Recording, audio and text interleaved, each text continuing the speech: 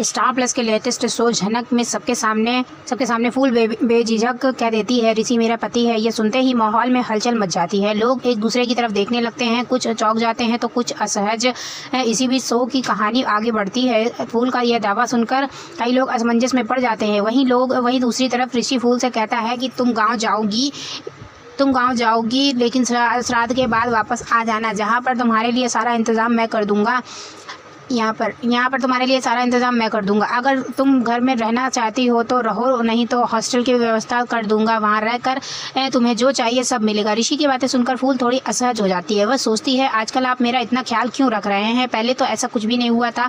वह सीधे सवाल कर देती है आप पहले कभी इतना केयरिंग नहीं थे, अब ऐसा क्यों कर रहे हैं? ऋषि जवाब देता है लेकिन फूल समझ जाती है कि शायद उन्हें मेरा एक्सीडेंट याद है, शायद इसीलिए वह मेरा ख्याल रख रहे हैं। वह मन ही मन सोचती है शायद इन्हें लगता है कि ये मुझे संभालना चाहिए, जिम्मेदारी उठानी चाहिए, लेकिन मैं ऐसा होने नहीं दूंगी। फूल अपने मन में यह तय कर लेती है कि वह उनकी मदद स्वीकार नहीं करेगी। इधर एक नया मोड़ आता है। पुलिस के सामने एक शख्स आकर ऋषि के खिलाफ बात करता है। वह पुलिस को उकसाता है कि मामले की छानबीन की जाए। वह कहता है उस लड़की का एक्सीडेंट हुआ, इतना समय बीत गया और उसका स्टेटमेंट अब तक नहीं लिया गया। अगर आप चाहें तो उसका बयान साफ साफ कर सकते हैं।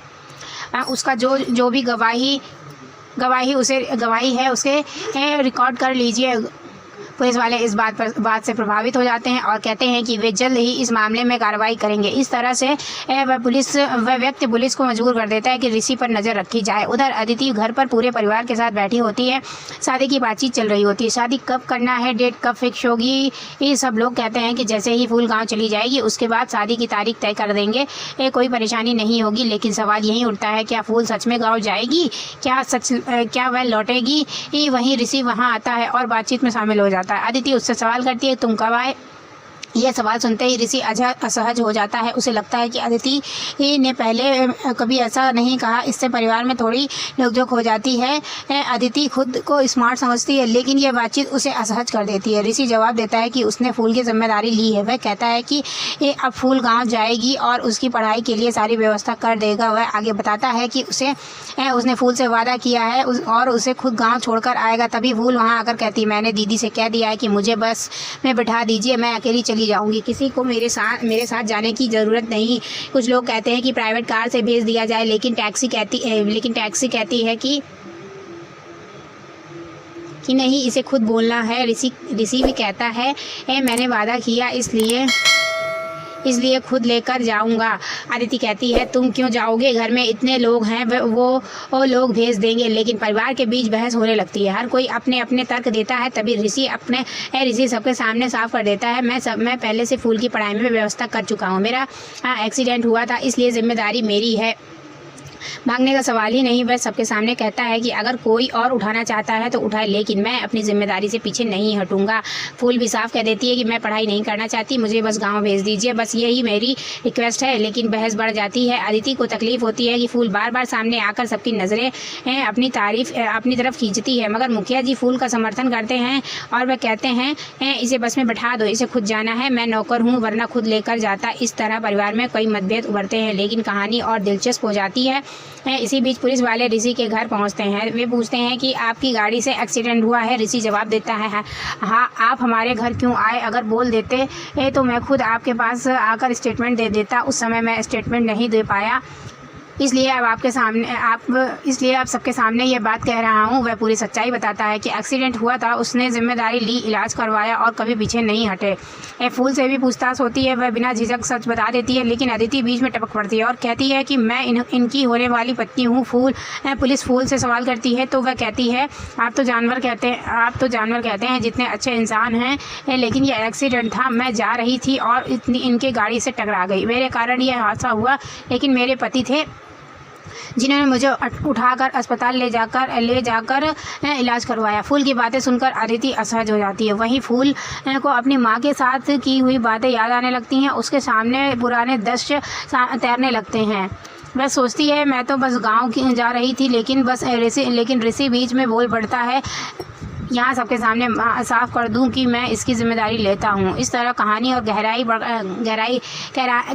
गहराई बढ़ती है। ऋषि की जिम्मेदारी, फूल का आत्मसम्मान, अदिति की जलन और परिवार की उलझनों के से आगे की घटना का आधार तैयार होता है। अब देखना होगा कि आगे इस रिश्तों की उलझनों में कौन किसका साथ देता है और किसकी पहचान सामने आती है। यह सिर्फ एक्सीडेंट की कहानी नहीं बल्कि सिर्फ रिश्तों की कसौटी बन चुकी है। अगले एपिसोड में कई नए सवाल और भावात्मक मोड़ देखने को मिलेंगे। ऋषि जनक से वादा करता है कि अगर वह गांव जाएगी तो उसका पूरा जिम्मा वह उठाएगा। वह कहता है कि शहर में ही उसकी पढ़ाई का इंतजाम होगा, उसे एक काबिल इंसान बनाया जाएगा। वह उसे पढ़ाई लिखाई में मदद करेगा ताकि वह आगे बढ़ सके। उसकी बातें सुनकर जनक खुश हो जाती है लेकिन साथ ही चिंतित भी रहती है। वह बार बार पूछती है कि उसके बाबा कौन है, कहाँ रहते हैं, क्या नाम है उनका। ऋषि साथ सब बताने से बचता है और कहता है कि सही समय आने पर ही वह सारी बातें बताएगा। वह चाहता है कि जनक पहले मजबूत बने, पढ़ाई पूरी करे और फिर किसी से मिले ताकि लोग यह न कहें कि वह मदद के लिए आई थी। ऋषि की इस समझदारी से जनक का मन खुश हो जाता है। उसे यह महसूस होता है कि ऋषि सच में उसके भविष्य की चिंता कर रहा है। वहीं दूसरी तरफ घर में अनिरुद्ध और अदिति के बीच बहस छिड़ जाती है। जैसे ही अनिरुद्ध घर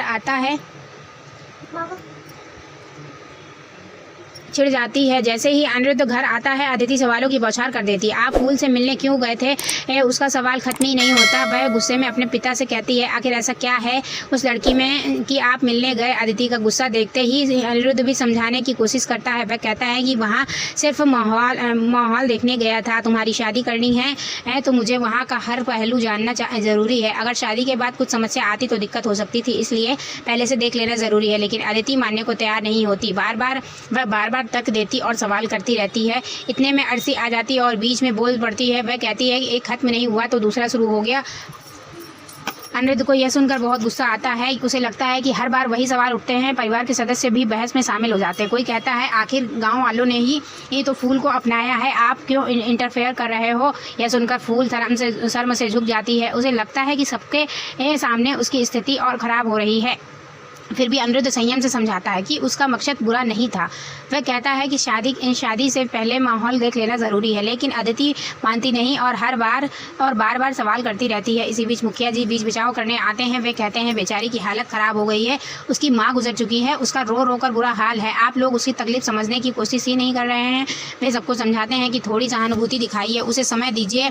पुतुल दीदी भी सामने आती है और कहती है छोड़ दीजिए दादा, मैं उसे थोड़ी खिचड़ी दे देती हूँ, अच्छा लगेगा। लेकिन कुछ लोग कहते हैं कि वह कुछ खाई ही नहीं है, बस रोती जा रही है। वे कहते हैं कि आप लोग समझने की कोशिश क्यों नहीं कर रहे हैं। मुखिया जी फिर समझाते हैं कि उसकी हालत देखकर दया करनी चाहिए। उनके कहने पर सब चुप हो जाते हैं। इसके बाद परिवार में फिर चर्चा शुरू होती है कि आखिर जनक का क्या करना चाहिए। कोई कहता है कि उसे गाँव भेज देना चाहिए, वहाँ उसका मन लगा रहेगा। कोई कहता है कि उसे यहीं रखा जाए। लेकिन मुखिया जी सबको रोकते हुए कहते हैं हम उसकी जिम्मेदारी उठाएंगे। ऋषि ने जिम्मेदारी ली है, अब वही फैसला करेगा कि उसे कहाँ रखना है। वे साफ कर देते हैं कि परिवार के बाकी सदस्य इस मामले में दखल ना दे। हालांकि परिवार में अभी भी तनाव है। कुछ लोग मानते हैं कि जनक की मजबूरी समझी ही नहीं जा रही। वे कहने लगते हैं कि हर कोई बस अपनी अपनी राय दे रहा है, लेकिन उसकी स्थिति का एहसास कोई नहीं कर रहा। यह स्थिति घर में बड़ा बखेड़ा खड़ा कर देती है। सबकी आवाज़ें ऊंची हो जाती हैं। इधर अनिरुद्ध को जनक से